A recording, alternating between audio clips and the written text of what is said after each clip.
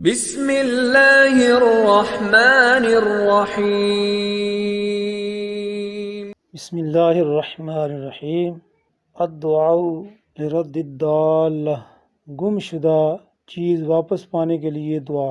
قال الطبرانی عن ابن عمر عن النبی صلی اللہ تعالی علیہ وآلہ وسلم فی الضالۃ انہ کان یقول اللہم راد الضالۃ وہادی الضلالۃ انت تہدی من الضلالۃ اردد علی ضالتی بعزتک وسلطانک فإنها من عطائک وفضلک۔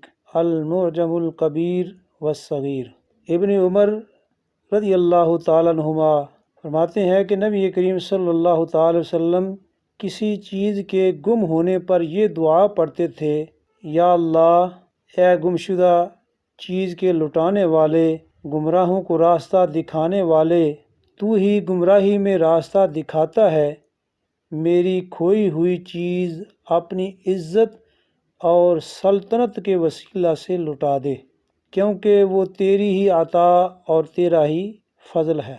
ایک دوسری حدیث، قال ابن ابی شیبہ فرماتے ہیں کہ جس شخص کی کوئی چیز گم ہو جاتی تو حضرت عبداللہ بن عمر رضی اللہ تعالیٰ عنہما فرماتے کہ وہ وضو کرے، 2 رکعت نماز ادا کرے، سلام کے بعد یہ کلمات پڑھے: یا ہادی الضالۃ وراد الضالۃ اردد علی ضالتی بعزتک وسلطانک فإنها من عطائک وفضلک۔